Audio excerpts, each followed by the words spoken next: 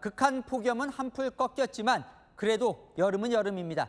서울 한낮 기온 34.3도. 시민들은 새로운 한 주도 더위와 힘겨운 싸움으로 시작했습니다. 먼저 광민경 기자입니다. 교차로에서 신호를 기다리는 시민이 연신 부채질을 합니다. 휴대용 선풍기를 틀어도 푹푹 찌는 더위를 식히기엔 역부족. 시민들은 양산을 펴서 따가운 햇볕을 피해봅니다. 달궈진 바닥에선 이글이글 열기가 올라오고 지표면 근처 기온은 40도를 넘어섰습니다. 오늘 서울 지역 낮 최고 기온은 34.3도. 40도에 육박했던 지난주만큼은 아니라지만 아스팔트와 콘크리트에서 내뿜는 복사열에 몸과 마음은 금세 더위에 지쳐갑니다. 금방 더워지고 땀이 나가지고 제가 아이스크림이 된 기분이었어요. 서울 강서구와 금천구는 오늘 낮 최고 기온이 34.7도까지 올라가는 등 서울 대부분이 34도를 넘겼습니다. 정수리가 너무 뜨겁고요. 너무 더워가지고 이렇게 부채할 만한 걸 이렇게 들고 다니거든요. 동남아 같은 데 휴양지 갔을 때도 한 이 정도로 뜨거웠던 것 같습니다. 폭염 중대경보가 폭염주의보로 하향 발령된 지 사흘이 됐지만 서울 등 수도권의 무더위는 여전히 예년 한여름 수준입니다. 기상청은 내일도 서울 지역 낮 최고 기온이 33도까지 오르고 이번 주 내내 최고 33도 안팎의 무더위가 계속될 걸로 내다봤습니다. 다만 밤잠을 설치게 했던 열대야는 오늘 밤까지 사흘째 주춤할 전망입니다. 채널A 뉴스 광민경입니다. 남부지방은 30도 훌쩍 넘는 폭염에 말라버린 가뭄까지 덮쳤습니다. 호남 평야에 물을 공급하는 옥정호는 바닥을 드러냈습니다. 김대욱 기자가 그 현장 다녀왔습니다. 호수 한가운데 커다란 풀밭이 생겼습니다. 산 주변을 가득 채웠던 물이 모두 말라 군데군데 흙바닥이 드러났습니다. 평소 물이 찼을 때는 다리로 건너야 했는데 지금은 걸어 다녀도 될 정도입니다. 제가 서 있는 이곳은 본래 물이 잠겨 있어야 하는 곳인데 이렇게 바닥이 쩍쩍 갈라질 정도로 메마른 상태입니다. 섬진강댐의 평년 저수율은 43%. 한 달 넘게 이어진 가뭄에 현재 저수율은 절반에도 못 미치는 19.4%까지 떨어졌습니다. 말라가는 저수지를 바라보는 농민들 가슴은 타들어갑니다. 가뭄도 심하고 폭염이 더 심해가지고 평소보다 훨씬 더 바닥이 드러날 정도로. 옥정호는 전북 김제와 정읍 등 호남 평야에 농업 용수를 공급하는 중요 수자원입니다. 갈수록 떨어지는 저수율에 농업 용수 확보에 비상이 걸렸습니다. 하천수 저류 후 용수 간선을 직접 공급하고 농업용수 전략을 위해서 지금 시군의 가두 방송으로. 오늘도 대부분 호남 지역의 낮 기온이 30도를 훌쩍 넘으며 폭염의 기세가 이어졌습니다. 길가에 설치한 생수 냉장고는 하루 3번씩 물을 채워 넣어도 금세 동이 납니다.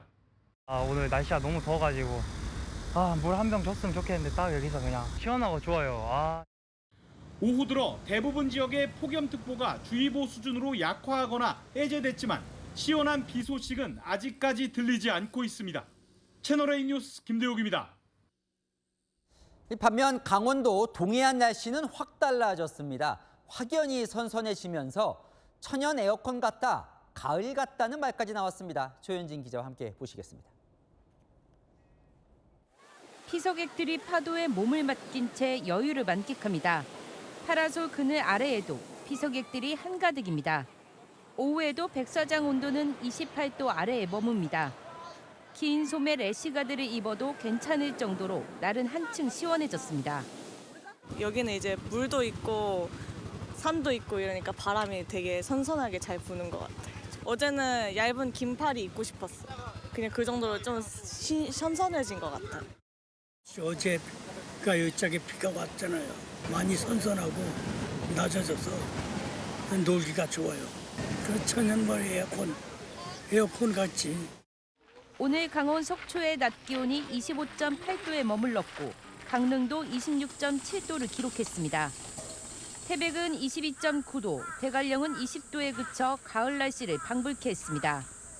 전주만 해도 30도를 웃돌던 기온이 10도 이상 떨어진 겁니다.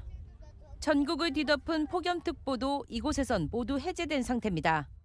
북동쪽에 위치한 고기압 가장자리에서 찬 공기가 유입되는 데다 습기가 많은 동풍이 가세하면서 기온이 떨어진 겁니다. 기상청은 동해안 지역을 중심으로 당분간 선선한 날씨가 이어질 것으로 예보했습니다.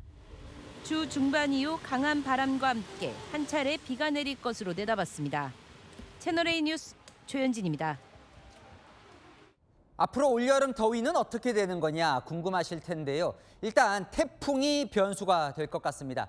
최근 연달아 발생한 태풍으로 성난 극한 폭염은 다소 잠잠해졌는데 이 동쪽에서 오고 있는 태풍 차놈이 오히려 서쪽 지역엔 더위를 불러올 수 있습니다. 유준 기자입니다.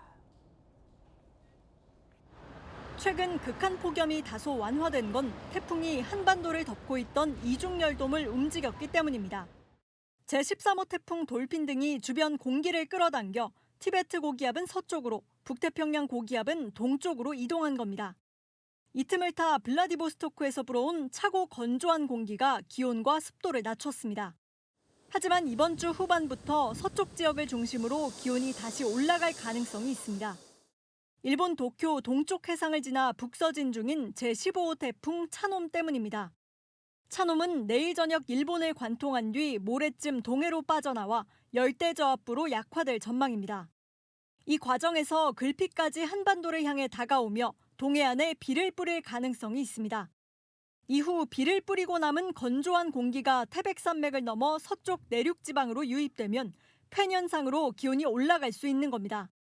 약화된 뒤에도 일정 수준의 수증기를 가지고 접근할 경우 동해안 강수나 내륙의 불안정을 강화할 가능성은 여전히 남아 있습니다. 기상청은 주 후반 서울의 최저 기온이 25도에서 26도, 최고 기온은 34도까지 오를 것으로 전망하고 있습니다. 한편 어제 새로 발생한 16호 태풍 페이러우는 괌에서 북동쪽으로 향하고 있어 한반도에 미치는 영향은 크지 않을 것으로 보입니다. 채널A 뉴스 유주은입니다.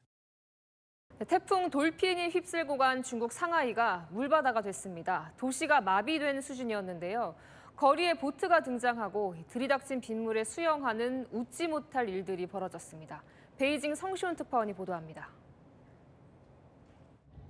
차창 밖으로 보이는 거센 물살. 강에서나 볼 법한 풍경이 각지에서 포착됩니다. 중국의 경제 수도 상하이의 시내 모습입니다. 13호 태풍 돌핀이 어제 저녁 중국에 상륙하면서 오늘 아침 8시까지 하루 동안 최고 316mm의 비가 쏟아졌습니다. 버스 안까지 물이 들어차 승객들이 발을 들고 있는가 하면 거리에서 보트를 타고 다니는 모습도 포착됐습니다. 한 누리꾼은 물이 찬 실내에서 헤엄치는 영상을 올렸습니다. 생방송에도 악천후가 그대로 담겼습니다. 暴雨天下的这个武康大楼就是上海的地标伞就是报废了。 상하이 기상관측소는 오늘 오전 폭우경보를 2급인 주황색으로 격상했고 진상구 등 일부 구에는 최고 수준인 적색경보를 발효했습니다. 현지 매체에 따르면 어제 상하이의 공항 두 곳에서 결항된 항공편 수는 2,000편 이상, 올해 들어 가장 많았습니다. 이 영상을 보내온 한 여행객은 귀국 항공편이 취소됐고 숙소 밖으로 나갔더니 비바람이 너무 거세 외출을 포기했다고 전했습니다. 지금 비가 너무 많이 와서 배달 기사님이라든지 아니면 팩셔플 차가 잘 안 잡히는 현상이 있고요. 배달비가 평소에는 이제 뭐 공짜 아니면 중국 돈으로 뭐 1위안, 2위안 이렇게 하는 데가 이제 막 15위안 이렇게 하니까 포기했죠. 중국 기상당국은 태풍이 북서쪽으로 이동하며 세력이 약해지고 있지만 내일도 폭우가 이어질 것으로 예보했습니다. 베이징에서 채널A 뉴스 성시온입니다.